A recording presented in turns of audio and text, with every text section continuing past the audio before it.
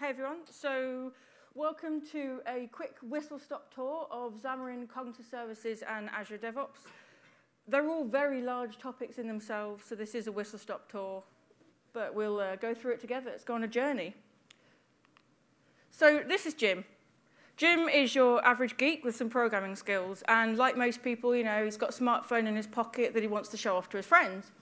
And he thinks, okay, well, you know, let's make an app for it. Let's be cool. So he's decided to do a bit of research on mobile app development and maybe how he can go about creating an app that he can show off to his friends. So he learns about something called Xamarin, and he decides to have a look into a bit more about what that is, because he's done a bit of Fsharp before, and he thought, oh, okay, maybe this is an option for me.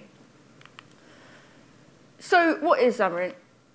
So the traditional Xamarin approach, or Xamarin Native as it's sometimes called, is, so all Xamarin, especially including native, uses thin C# wrappers around the native API tools. So all the SDKs and APIs and everything, it's just a wrapper around those. So anything you can do in native, you can do in Xamarin, and it is,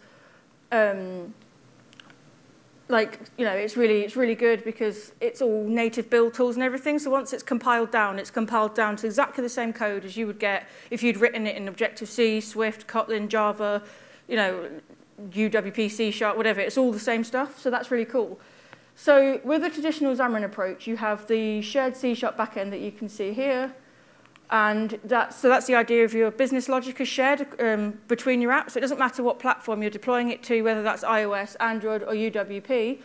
It's still the same shared business logic, but that can actually also be shared beyond your mobile world. So it might be that you've got other projects that use you know, .NET Standard, for example, and it might be something that's not mobile specific, but it's just a library that you want to use from various platforms. So all that shared C# code, it's all shared and it's fantastic. But as you can see here with these individual boxes, the UI side of it is independent. So it's still C#, but it's, you know, you use the code or the storyboards that you might know from iOS, or the AXML from Android, or the XAML from UWP. So you still need to take the time to write the individual UIs on those platforms. So that adds a bit of overhead, but you can still get the benefit of sharing your business logic. But Xamarin went, do you know what? Let's make it even better. So they introduced my personal favorite, Xamarin.Forms. So as you can see, it's not just shared business logic, but you also get shared UI code. So you can still use the same code as maybe you're using your native app, or in your, as I said, in your other libraries, maybe .NET Standard, whatever, because it's all .NET Standard in the shared stuff, or you can do other types, but .NET Standard tends to be the standard, excuse the pun. So with the shared UI code, you have two choices. You can either write the UI declaratively in C#, or you can use XAML to write the front end. Now, be aware that the XAML is a slightly different dialect to the XAML from UWP, but they are working to bring those together so that something called XAML standard is in the works to try and bring them together so that if you start to learn UWP, you'll also know Xamarin.Forms and vice versa. Now, in here, we've just got iOS, Android, and UWP, but Xamarin.Forms and Xamarin actually supports more than that. Now you can do Tizen OS, the Samsung stuff, WebOS, and for LG, was it LG, I think? Then you've got like Apple Watch and tvOS and all that stuff. It's actually quite a lot of support. But today we're just going to focus on the mobile side of things, so mainly iOS and Android, but UWP as well. So Jim's done his research. He's learned what Xamarin is, and he's, you know, I know a bit of C#. This should work. But how does he actually go about it? What does he need to start writing Xamarin apps straight away that he can show off to his friends? So you have three choices. And, yep, there's two pictures up here. I'll come on to in a minute why there's two there, not three. I can do maths. And my friend, the former maths teacher, is in the room. I promise I can count. So the one on the left is, as you may well know, is Visual Studio 2017. So out of the box, you've got support. All you need to do in the Visual Studio installer is tick the mobile workload, and it will, I think it's mobile for C# or something it calls it. But that workload is available. And you know, you can just tick the box. It'll give you everything you need, any of the UWP tools, the Android SDKs, anything for iOS you need, and you can get going. So when you create a project, it will give you it will give you both all three platforms, iOS, Android, and UWP. But the one thing to note is that due to Apple's licensing agreements with their SDKs, if you want to build an iOS app, you do actually need to use Xcode, which they're the Xcode build tools, which is only available on a Mac. So what you need to do is, if you've just got a Mac somewhere available on the network that you can get to over, I think it's SSH it uses, as long as you can get to that Mac, you can use it to build. So you don't even need a screen attached, because what Microsoft have done to make it even easier for you is any boxes that you need to see, whether it's license agreements or installing additional tools, the window pops up for you and you go, do you want to agree to this? Do you want to install this? Yes, gives you a progress bar and does it all for you. So, you could just get, I don't know, a sort of generation or two ago Mac Mini maybe off eBay, so it doesn't have to cost you a small fortune, and you can just pop it on the network in a cupboard somewhere. Obviously not in a cupboard because you need power, but as long as there's access to it on the network, you'll be able to build your iOS apps. So, even with Visual Studio on Windows, it's still possible to build apps. And you don't even just need to have a physical Mac. There's also cloud hosting solutions, so things like Mac in Cloud, I think it's called. You can just rent the compute time for a Mac so that you can build everything in the cloud. So obviously you have a bit less control if it's in the cloud, but if you don't want the expense of buying either a new or a second-hand Mac device, then you can just use Mac in the cloud, which is great. Then the one on the right here is Visual Studio for Mac. So that started life a long time ago as MonoDevelop.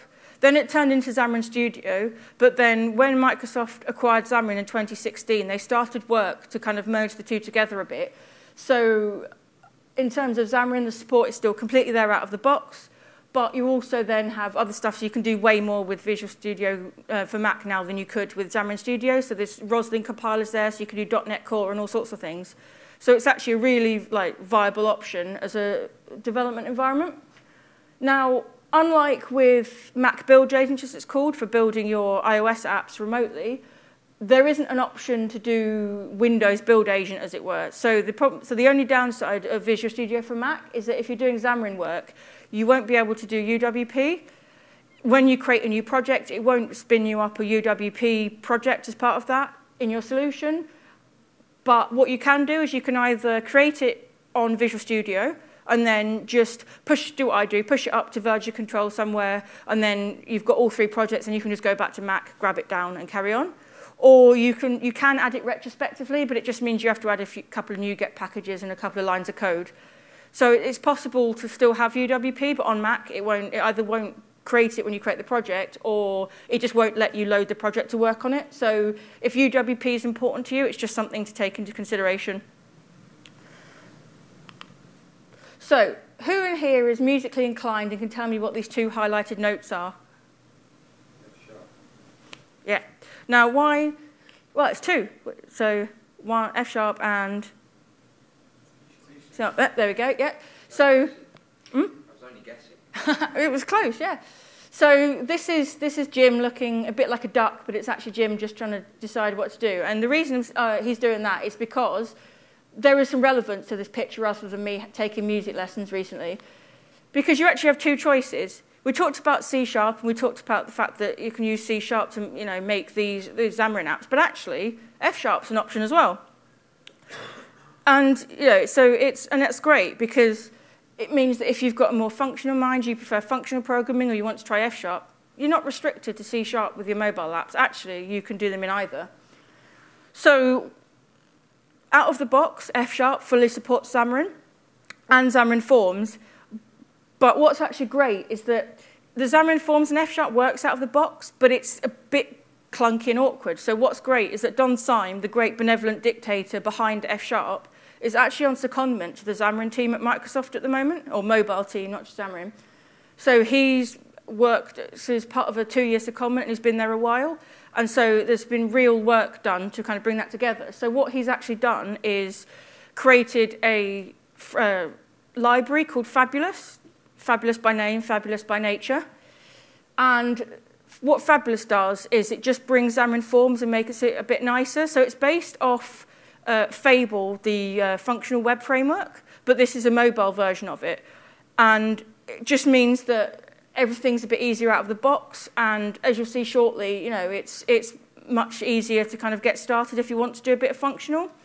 because it kind of has a full fabulous and a half fabulous flavor, if you like. So what's great is that if you're from an object-oriented background, that by having the half fabulous flavor, you find that it's a bit more approachable because it has slightly more object-oriented principles mixed in with it. So you're still writing functional, but it's a little bit more welcoming.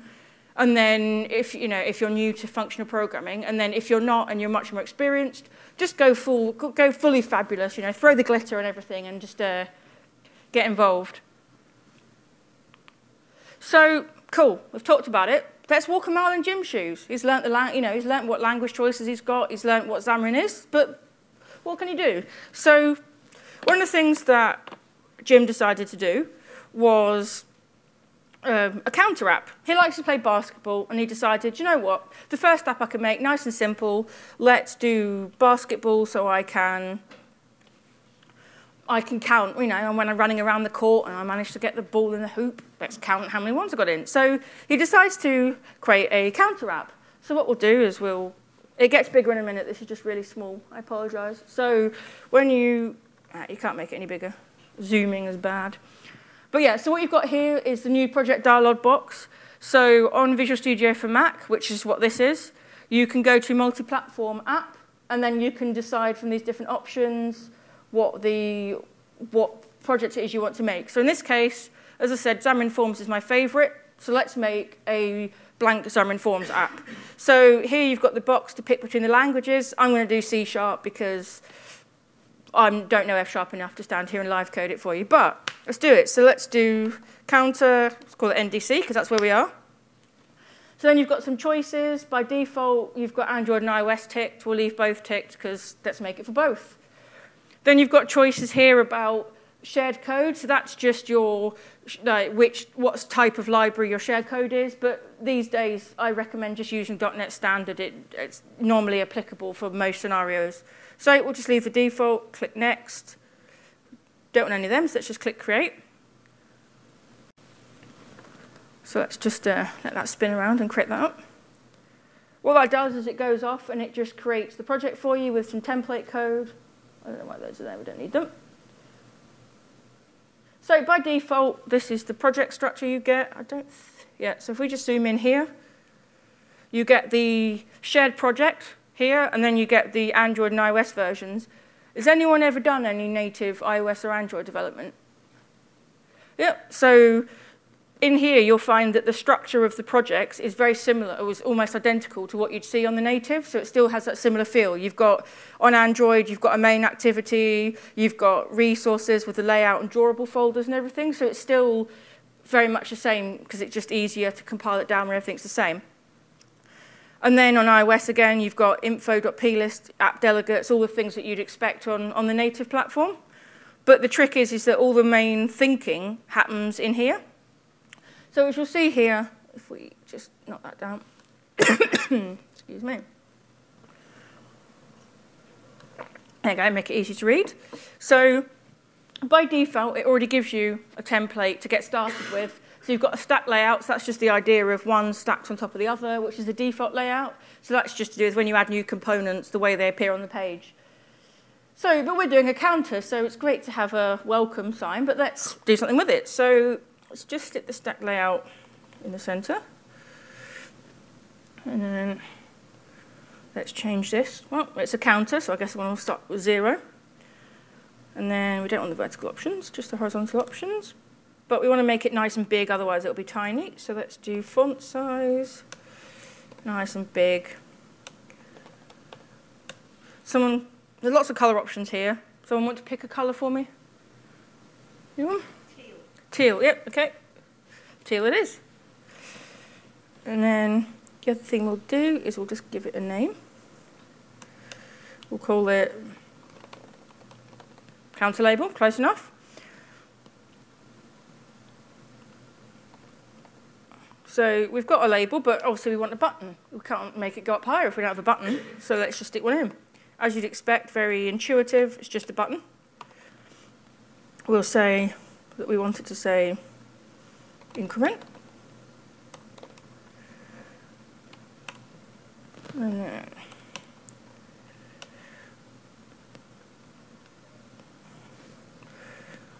Another one is clicks. So clicks are just a function of, well, when you click it, what happens? So it gives you a suggestion, but we'll give it something a bit more obvious. So we'll say counter clicked. Yeah. So what will happen is that it will mean that that doesn't exist, but that's OK. We will make that happen now. So has anyone ever heard of the MVVM architecture, model view view model? Yep, so Xamarin does support that, but by default, you'd have to kind of, it does work, but you have to set up your base view model and some other stuff. So out of the box, what you get is the XAML page, and then you've got this idea of a partial class behind it. So every XAML page that you get gives you an accompanying sort of companion class, as it were, that will automatically, it's wired up to the XAML, so it'll understand what's going on. So if we're doing a counter, let's just say, let's make a count. Start at 0. And then we want to write a function for when we click it, so we called it that.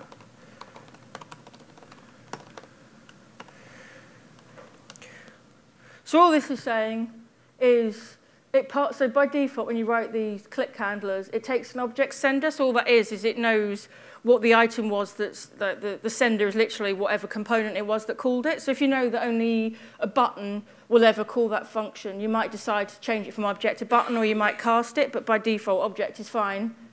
So, and then event args is just different arguments with the event. So let's just, cool, what do we want to happen when we click it? So obviously we want the count to go up by 1. But then we want to change what the label says, otherwise it will never update. So, yeah, as I said, you can already see here that it knows about the components on the page. We called it counter label, and here we are, counter label in IntelliSense. So we want the text to change, and we want the text to equal count as a string. So obviously it's an integer, so we just want it as a string. And just like that, we have a counter. So let's run it. So one of the things I quite like is when you think about the workflow that you've got when you're making a mobile app, you're going to want to see it on as many platforms as you can at once, because there's no point spinning it up on iOS, seeing it looks all right, stopping it, spinning it up on Android. So one of the things that I learned about last summer that I think is actually quite helpful is if we just go into properties or options, sorry, it's not Windows, and go to configurations, you can actually create your own run configuration. So if we just click new here, and we can just call it, I don't know, multiple,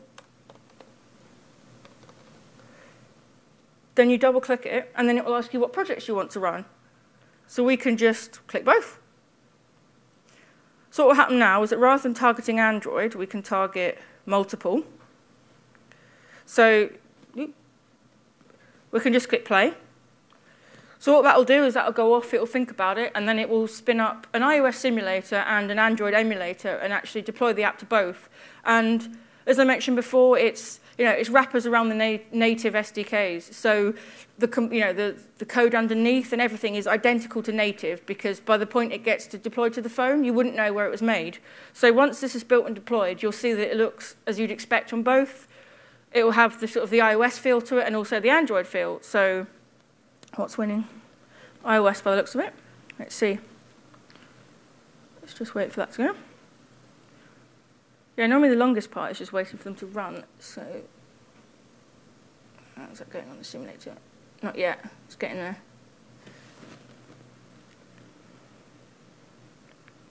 So there you go. That is iOS, as you'd expect, with the default button. It's got a clear background. It's got blue text. And then we've got the teal text that we picked. So you know that that's exactly the code that I've written is what you can see on the screen because it's the same color. Click it. Boom, just like that, cross-platform app. So let's just wait for Android. Android always takes longer, unfortunately. So just wait for that to load. But you'll see that it's exactly the same app. It's just got the Android feel. There you go. So the size is a bit funky because of the button, but if we just do, But, yeah, just like that. Boom, cross-platform app, a few lines of code. So we've seen how to get started with a simple app. And that's great for when you want to just start with something simple, like we all do with HelloWorld. It's just something to get started with. But we want to do something cool. You know, we can't just do, hang on, should have pressed it. It's my fault, I didn't start the right slide. Yeah, so we've seen the demo, but let's do something more interesting. You know, we've got this mobile app now. Let's put some machine learning magic into it. Let's do something more fun with it. So what is cognitive services?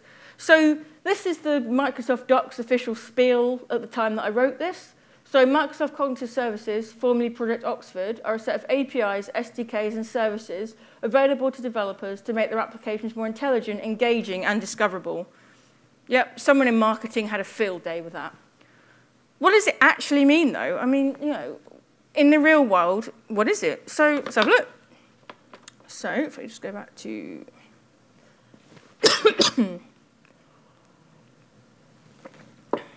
So let's just take a quick look. So this is the... Let's just scroll down if it wants to. Zoom in a bit. There we go, so everyone can see. So this is the Azure Cognitive Services directory, as it's called. So you can get to this. I'll put the link at the end, but it's just acker.ms/try-cog-services will bring up this page. But what's really great is that it gives you an overview of the five pillars of cognitive services, I call it. So there's stuff under vision. So you get, for example, image classification, handwriting recognition. Under video indexer, you can do, you know, face detection. You know, there's all sorts of things. So you get an example of what comes under what category, and then you can, yeah, learn more, try for free. In some of them, you can get container support. The speech as well, so it's not just vision, speech to text, speaker identification, text to speech. You know, there's so many things that you can do with it, and this is just a good starting point that gives you access to the docs so that you can kind of get some code samples, some getting started stuff, an explanation of what it is and how you might use it. You know, it's just, I just really like this page because it's a good place to start when you want to have a look at what you can do with cognitive services. So, let's just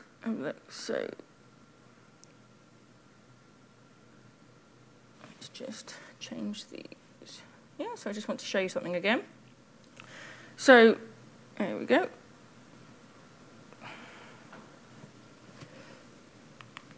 So as I said, so let's do cool stuff. So I want to take a minute to tell you a story, actually. So anyone that knows me will know that I'm rubbish at reading body language and non-verbal cues and all that stuff. And last summer, I was playing a very, very nerdy board game that takes 12 hours to play. But part of it involved, you know, space combat and trading and all that stuff. So I turned to a friend of mine and I said, well, your faction's rubbish at learning technology. I'll give you this promise card that says the next technology I learn, you can learn it too, if you leave me alone, because he was about to attack me. So I looked at him, and I thought he just sort of looked at me and nodded, and I was like, right, okay, cool, he's going to leave me alone. No, it turned out he was smirking at me, and three turns later I was dead. So it got me thinking, okay, so cognitive services can do all this stuff. How can I use it to make my life easier? And that's you know, when I went on the directory again, and I was like, right, let's pick out some cool things that we can do with it. So I actually wrote an app that I'm going to show you now that uses cognitive services to do some of the things to make my life easier. And then once I've shown you the demo, I'll actually show you how it's done. So if we just get out of here, and go to the next slide, and then mirror this again. So go to here and connect my phone.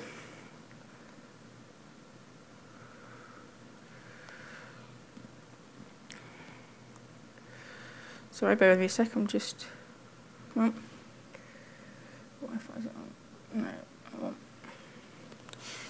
Damn computer switching Wi-Fi. There we go. Let's do that.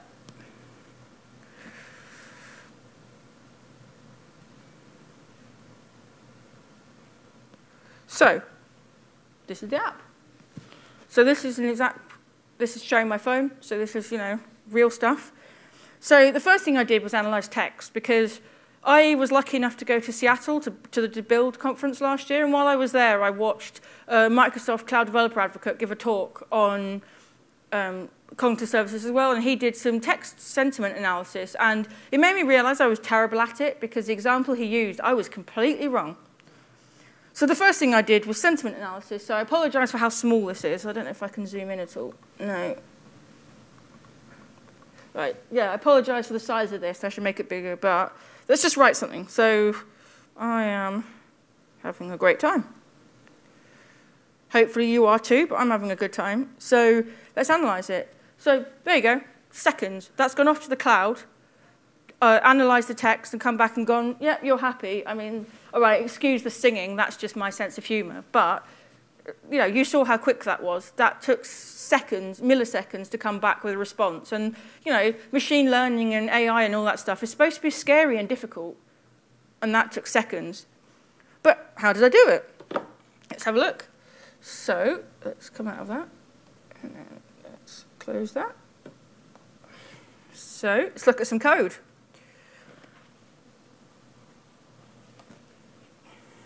So what we've got here is the main menu. So when you saw that I opened it up, oh no, this isn't the main menu, this is the body language. Yeah, so you had the menu, and that's just a very simple couple of buttons. But then you've got the crux of it. So let's have a look at the text side of it, and then we'll have a look at the body language stuff afterwards. So let's just open this up. So as you'd expect, very simple. You've got the label that you'd expect, the editor with that slightly off-white background to enter the text, and then a button, which is great. So, and then the text at the bottom, which is the result. And then so has anyone ever seen data binding before? Yeah, so So data binding is just the idea that properties in the back end are linked to your UI, so when there's a change to one, they update. So that's what's helpful about these, is that I've said, right, bind these together so that when something happens, like the back end decides what the result is, it automatically updates that UI for you. Cool. So that's the UI bit, but the more interesting bit is here in the view model. So as I mentioned before, Xamarin supports MVVM architecture. So I sort of defaulted to using MVVM in most things, especially this, because it just simplifies your architecture a lot more and makes it more maintainable. So we've got this view model here. It inherits from base view model. We've got private backend fields and some properties. So as you'd expect, it's quite simple. Now, this set property stuff might look a bit strange. So as I'm sure you know, a lot of the time in development, people will find that something takes a while or it's really awkward to do, so they'll generate plugins or libraries to make your life easier. So this set property comes from an example of that. So a friend of mine wrote this MVVM helpers library because having to write the base view model every time to set up your MVVM architecture and the property change stuff as well is a bit complicated. So this just takes all the difficulty away. All you have to do is inherit that base view model, and then you can just call set property when something changes. So you pass a reference to what it is that's changing. So in this case, it's the relevant private backend field, and then the value that's changed. So really simple stuff, as you expect. It's just general C# properties. And then the crux of it actually happens in this text analyzer. So if we go to it, so it's in helpers. And text analyzer, cool. So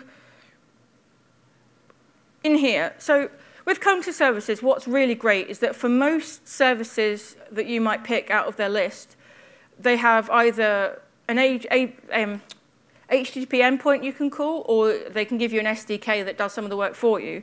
So what I did in this application is to kind of show that you can do either. I refactored this a little bit so that the text analysis side, sentiment analysis, actually uses HTTP endpoints so that you can see that both are supported. So I'll go through the code in a sec, but as you can see, there's fewer than 80 lines of code, and the majority of this is actually setting up the HTTP client with all the bits it needs just to make a request. So the cognitive services side of things is tiny. So we set up our HTTP client with the endpoint that we want. Then we have this analyze sentiment method, which is asynchronous, as you'd imagine, being an HTTP call. So we pass it all its different requests and all the bits it needs, the text to analyze. Then it goes off and sets the subscription key and all the other stuff you might expect.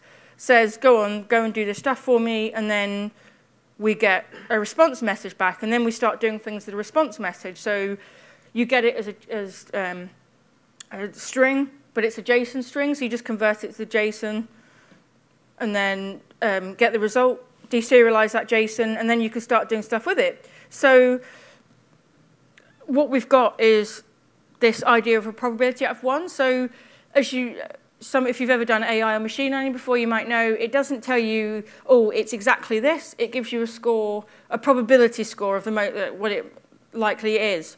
So what we've done is we've taken that result back and said, okay, well, if the score is less than 0.3 out of 1, the chances are it's something negative because we're asking for the sentiment back. So it's kind of done based on a likeliness to be good.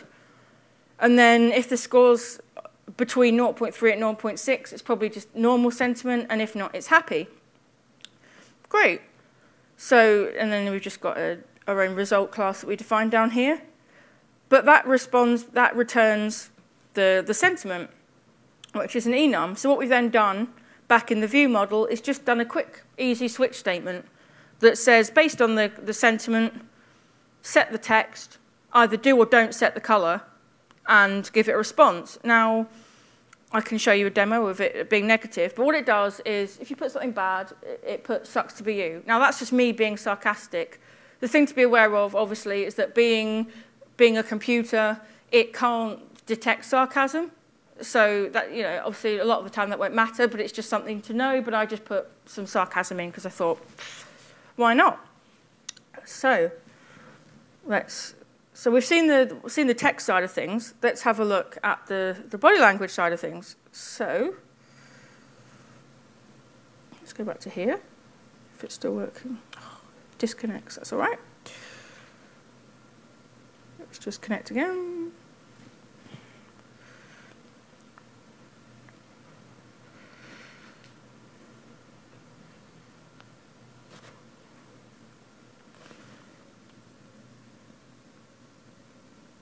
This is my personal phone, so I have loads of apps. There we go, right. So we're back on the app. So let's do body language. So again, I apologize for the size of the text, but it says take a photo to analyze, so let's do it. Should I take a silly or a serious photo? Silly, okay. There we go. So as you'd expect, it's the camera you'd expect on iOS. So there's retake or there's use. Let's use a photo. So that's going off to look for the faces. There you go. Well, there we go. So as I mentioned before, it gives you a score out of 1. Now, normally, you'd probably turn that into percentage by times it by 100, but I just wanted you to see kind of the raw data that you get back. So, yeah, apparently, I don't know what the word would be. Feeling contemptuous? No, I don't know. But, yeah, contemptuous. I thought so, but I was doubting myself then. Yeah, so it thinks that the most likely score is contempt at 0.997. But again, like with the sentiment analysis, that took milliseconds. I literally took the photo, said use it, it quickly looked for the faces, and boom, answer. So that's cool. But how did I do it? So by phone, we don't need you anymore. Let's go back to here. And let's have a look at the other stuff. So don't need the text analysis anymore. Let's have a look at the code for this. So you've got what you'd expect. So as I mentioned before, stack layout is the kind of the default layout where it stacks things one on top of the other.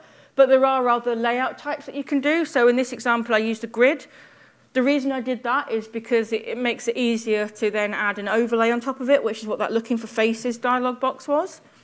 So we set up the grid, but don't do much with it. But we set the image, so that's the result of the photo that we took. Then the button to actually take a photo. Then this new separate grid down here with a stack layout inside of it. That is the overlay. So that's just a semi-transparent background with an activity indicator over the top that says looking for faces. So it's fairly straightforward stuff. But again, that's just the UI definition. Obviously, actually defining the UI is quite important, but the exciting stuff happens behind that. So again, let's have a look at it.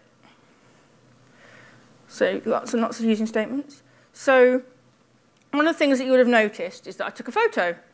Now, as you can imagine, the way that you do a lot of things, including the camera and stuff, on the different platforms, the way you'd write that code is different. So How do you make it cross-platform? Well, that's where kind and smart, generous people use their spare time to make libraries, like I mentioned before. So one of the great things is that people will make libraries that are an abstraction over the native APIs. So rather than you having to create some class that then calls down to platform level that says, OK, if it's on Android, this is how we're going to take a photo, there's this great library that I use, a media plugin, which is just an abstraction over the native APIs so that you don't have to worry about how iOS or how Android or UWP or whatever takes a photo. You just use this shared library and say, you set it up that I want to take a photo. So down here, so we've just got take photo. So what we say is, if you've taken a photo, then the app's busy. Simply call this plugin, this media plugin, take a photo. Set the photo to small, because what I was finding is if I didn't set that to small, the resulting picture was taking up the whole screen. And obviously we want to see it in small size because we want to be able to read the result. So it's just a nice small photo. Convert it into a stream image source, because that's where you saw the result appearing on the page. That's how it's done. You just have to change it to that type. And then, again, just setting up some stuff, using that photo that you've just taken, build some stuff up. So in the last example, with the sentiment analysis, I used an HTTP endpoint and set up HTTP client. In this one, I used the SDK. So there's up here, you'll see there's a Azure Cognitive Services Vision Face library. So this has updated slightly since I wrote this code, but if it ain't broke, don't fix it, is my attitude. So it still works. So you set up the face operations, which is kind of, as you'd imagine, it's the operations that you can do. So that's where later on we say, OK, go and detect asynchronously what we can see. But one of the things it asks for is attributes. And what it means by that is it's saying, what things do you care about? So in that case, it can be things like emotion. But I want all of them, so I just turn it into a list. So you pass it in the list of attributes you want, because it might well be that all you care about is someone happy or not. You don't care if they're angry or contemptuous or sad. You just care about happy. So it gives you the option to be specific about what attribute you want. And then you've got the stuff here. So if it finds a face, then actually navigate to a new page, because as you saw, we actually changed page from the one to take the photo to the one to display the result. So if it works, pass it across, change the binding context, and then otherwise, just pop up and say, no faces were found. Are you a robot? But we're not robots, so it found a face. But so it's all, again, very simple stuff. Fewer than 80 lines of code, and we've already said, OK, take a picture, come back, right, we've got the picture, go off and ask for it.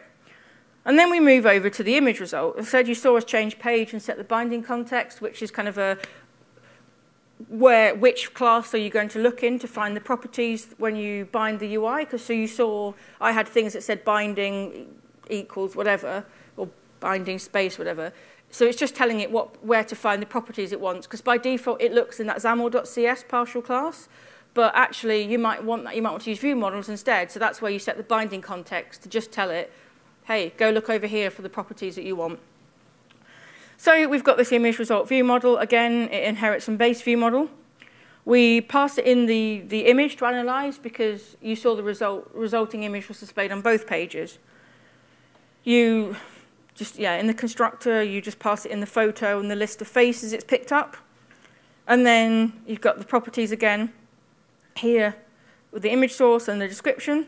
But the interesting bit is here. So it's a key value pair dictionary, as it were, but it's just key value pair of emotions. Because what we're saying is that for every different emotion type that you can get, that name is what we want to use as a key. Because we want a key value pair, don't we? We want to say, OK, this emotion has this score. So you just build it up by doing this name of the attributes. And then the actual scores themselves then go as the value pair in that pairing. But we obviously, as you saw from the resulting text, it said, this is the sort of likelihood out of whatever of what it is, the highest rating. So what we've done is we said, right, we'll order it by descending to put the highest scoring at the top. And then you return the first one, because all we care about is the most likely emotion. So that was how it was done. Again, fewer than 60 lines. And we have we have that image result. And I think that's kind of cool. In each file, most of the work has either been taking the photograph or setting up the HTTP client. The actual cognitive services side of things, barely took any code at all. And that's what I really like about cognitive services, is how surprisingly easy it is to get started, because experts out there have put hours and hours and hours of effort into training these models with so much data. So you don't have to. You just use it. It's so powerful and so easy to do, and that's what I really like about it. Am I any better with body language since writing this assistant? I don't know, but it was fun to make, so that's cool. So let's just here. So we've seen cognitive service goodness. We've got this mobile app, and us, Jim, whoever, have all decided, I've got this cool app now. But I'm sure many of you, like me, work in enterprise where you have a lot. You do a lot more with your code than just write it a bit and push it out. So I'm sure a lot of you have seen this XKCD comic before. So it says, the #1 programmer excuse for legitimately slacking off, my code's compiling. So it's just a boss shouting at his 2 sword-fighting on office chairs employees, hey, get back to work. They shout, compiling, and he says, oh, carry on. So why is this slide there? Well, the reason for that is because, as I said, most of us probably work in enterprise, and we might actually want to set up proper sort of enterprise build solutions and stuff, and that's where DevOps comes in. So most people, when they write Xamarin apps, the default is probably App Center. The great thing about App Center is that if you just want the out-of-the-box templates for setting up a Xamarin app, fantastic. But in enterprise, you normally want a bit more customization. So that's where I like DevOps. So DevOps is more of an end-to-end solution. It's not just build. It's also can offer you a code repository, build and deploy, load testing, release management, app insights, and all sorts of stuff, and deploy in partnership with App Center, which is great. But as I said, it gives you a bit more customization because it's not just for mobile DevOps. It can be for anything. So, I really like it because, all right, I don't normally have to do much customization, but in an enterprise situation where you might want to, it's paired beautifully together end to end. So let's take a look how you might do it. So let's go in here. So this is my default dashboard for my personal organization and the other apps that I work on. My apologies. I forgot to mirror them. There we go. Ta-da! There we go. Now you can see what I can see. Yeah, so this is my dashboard for my enterprise. Let me just zoom in a bit. So you've just got different projects, but we're starting from scratch. We're walking a mile in gym shoes, so let's create a new project. So, I don't know, let's call it the same thing we call the other one. So you can, by default, it's private. You can change it to be public, but private's good enough. So just click create. So that will just go off and create the project for you. And then once you've got that project, then you'll get a dashboard that comes up that gives you end-to-end options. So there we go. So as you'll see here, it's already gone, okay, what service would you like to start with? I'll just zoom in a bit. So in this case, well, let's get the code up there first. So the default that you'll see is these options here. So you can either clone it to your computer, which I've never understood why that's an option because it knows nothing about what type of project you're trying to make, so the blank repository. But it might be that you're starting the repository before you've written any code. So I guess it makes sense. Push an existing one or import a repository. Now, as you can imagine, we've already got some code. Let's do it. So the first thing we need to do is you'll see here that all this does is add the remote origin and push everything. So it says here an existing repository. So it's assuming that it already exists. But in our case, it doesn't. So let's just, cool. So we're in the project. Ooh, let's not do that. Can everyone see that all right, or is it a bit small? Yeah. So I apologize for the background. I did try to change the profiles, but iTerms having none of it. But we're in here. So as I said, it's existing repository. In our case, it's not. So let's make it one. Initialize it. Cool. we've got a branch. But we still can't push anything because it doesn't know what to push. So let's add everything. Wait for it to add everything. Yeah. Then we will make a commit. So we will say, I can count. Always does that. Right, there we go. So that's gone ahead and added everything. You might want to actually take the time to write a .gitignore, for example, because it'll add a load of files you don't need. But obviously that just takes a bit longer. So for the sake of the demo, I've just added everything. So now we want to paste those commands that it sent us. So that's adding the remote, which is our DevOps repository, and then pushing to it. So let's do it. So we just ask it to push it, and off we go.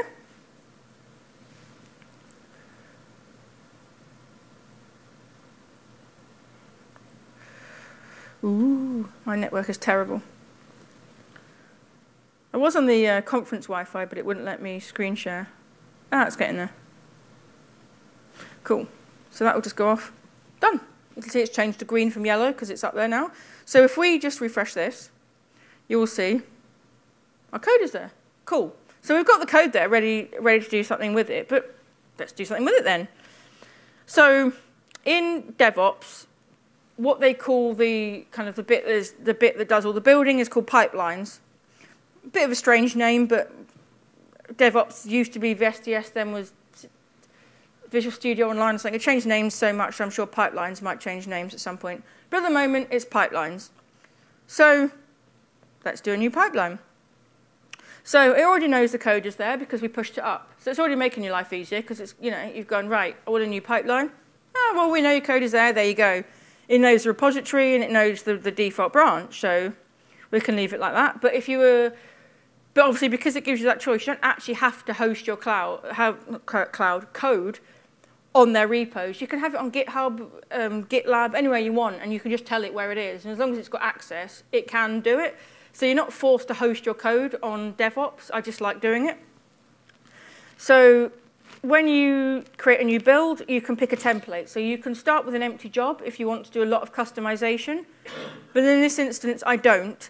So if you scroll down, you'll actually find that there's Xamarin definitions for Android and iOS already, which is really helpful. Now, obviously, the way that they're built is different for both platforms, so it does mean that you have to create two pipelines, one for each, but we can do that. So let's do Android. So we'll just go off, and it knows all about your solution and everything.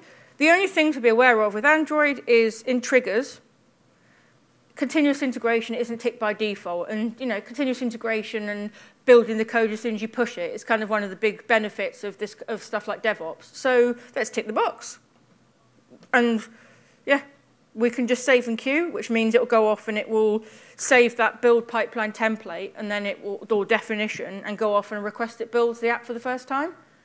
So out of the box, it took what, 2 or 3 clicks, and we had a build pipeline set up. But, yeah, it's kind of cool. But while that's off doing its thing, we can go back and we can create a new pipeline for iOS. So we just click New build pipeline.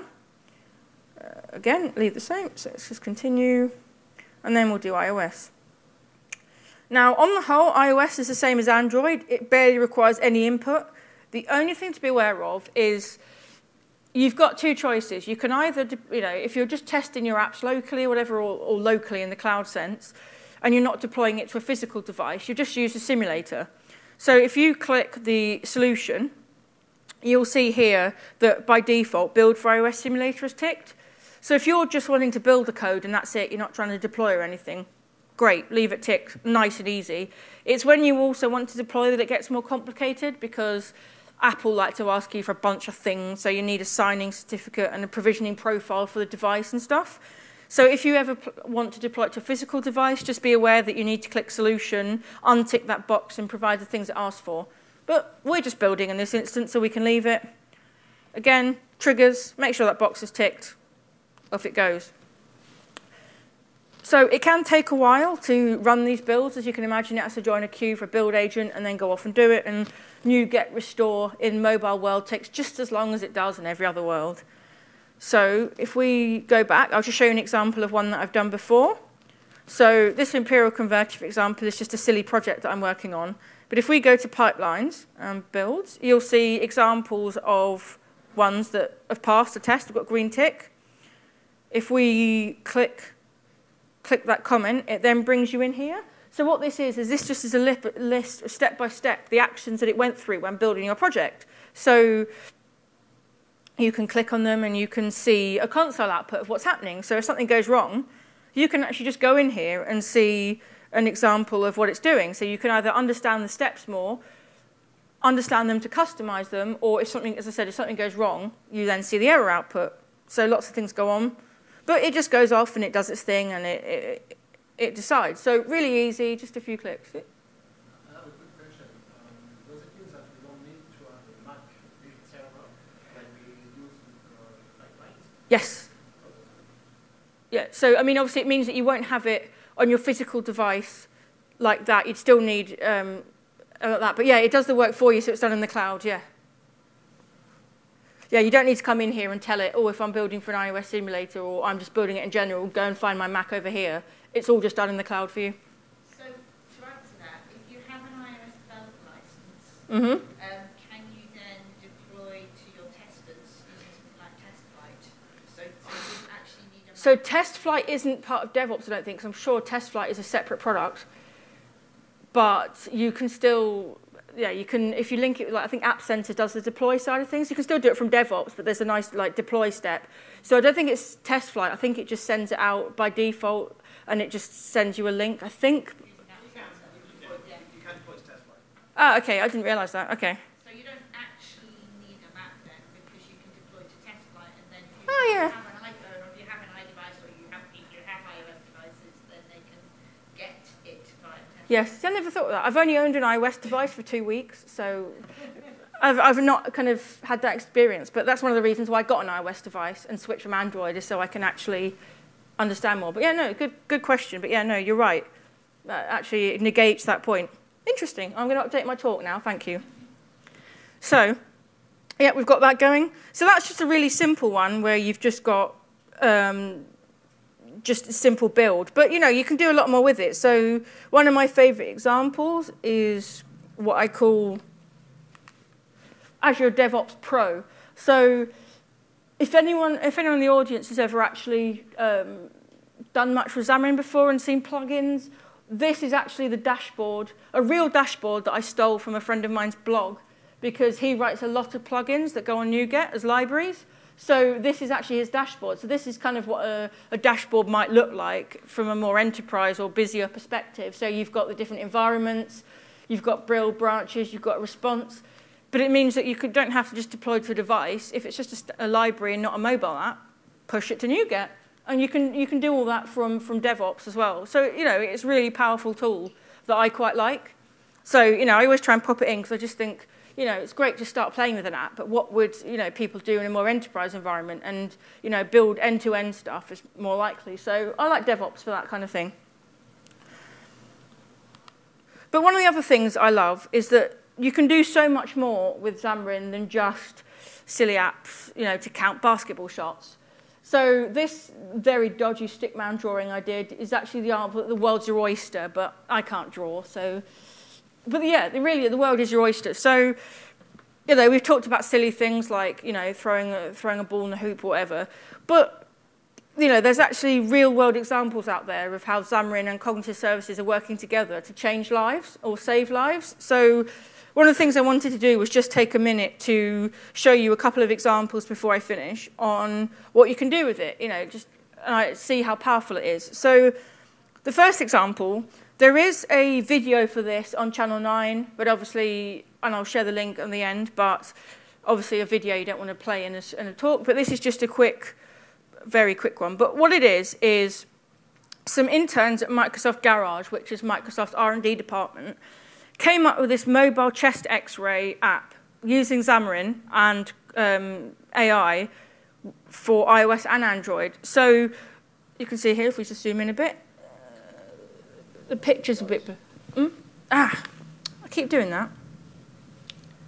This is what happens when you talk in the afternoon. My apologies. There we go. Now you can see what I can see. There we go.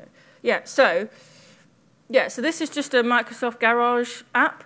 So you can see here, this is just a screenshot from the app.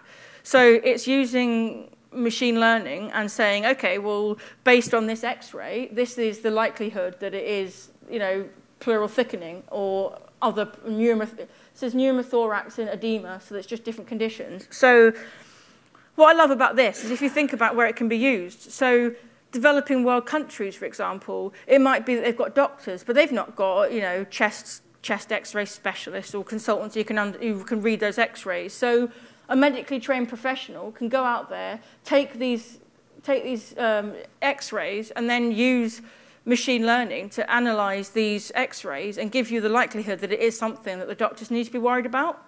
Because as I said, in the developing world, you might not have access to all these medical materials, but by having this app, it can go, okay, well, the chances are that it's a really high percentage that it's this life-threatening condition. So then you can rush them to hospital and get them seen to, and it's opening up the options to save more lives in countries that don't have the same access, because they can just use an app to do it. A professional can take, you still need a medical professional to take the X-rays, but you've got this, amazing tool in your hand on your mobile phone that can tell you what these things are. And, another good example that I like is, this is actually a TechNet blog, so it's quite long, but it's skin cancer prediction for iOS. So it just uses Core ML, the Apple thing. So it's not Android, this one, but it's still magical. So what they did is I can share the link for this later if anyone wants to actually read the post. If you've got an interest in machine learning, you might want to read the more detailed things. But what they did was start off by training the model. So they fed to it hundreds and hundreds of images of skin lesions or moles or anything that might be skin cancer, and then trained it saying, well, this is an image of something that's bad, this is something that's, good and they're healthy, and then they can start learning from it. So they built up, using Azure ML, they built up the model, turned it into TensorFlow and Core ML so they could put it on the phone. Then they deployed it as an app, so that's when they used Xamarin to start doing it. And then, they started to develop the application. Again, there's lots of mathsy explanations as to what they did, but way over my head. But the result is that, again, you get the same concept. Apologize for the quality of the images.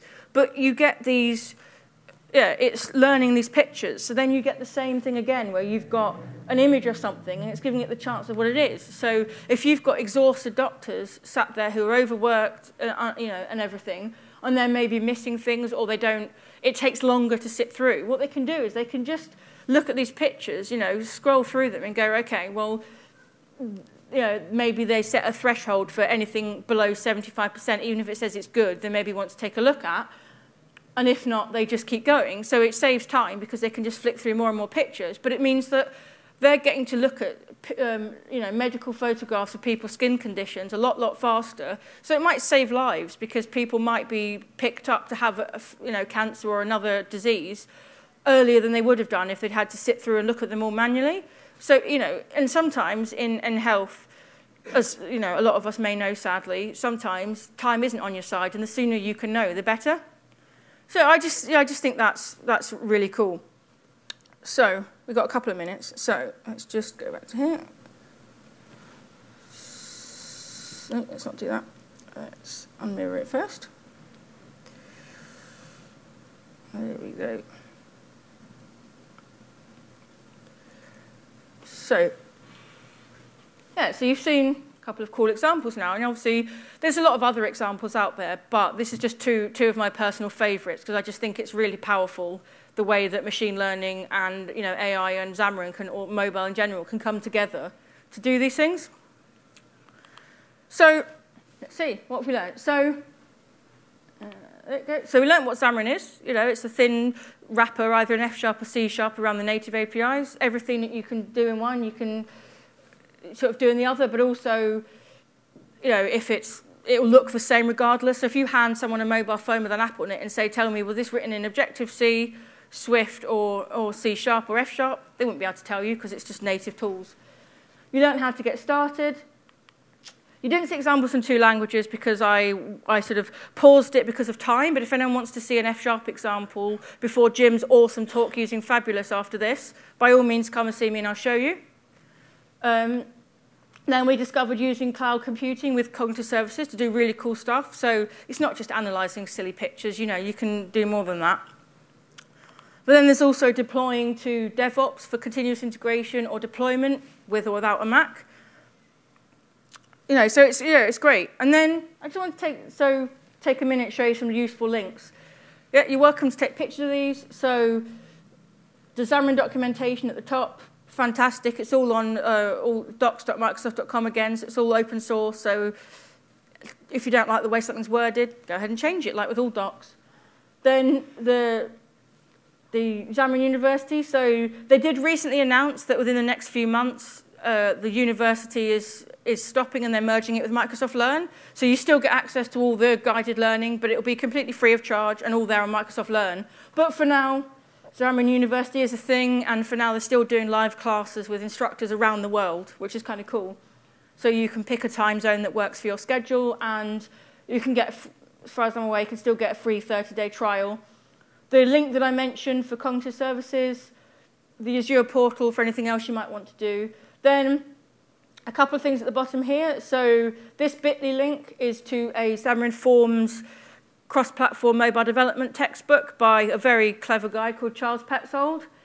The first edition is actually available as a free ebook or PDF online, and then, but if you want, you can have the second edition, which obviously is more up-to-date, but you have to pay for it. But I own it. It's well worthwhile. It's a fantastic book.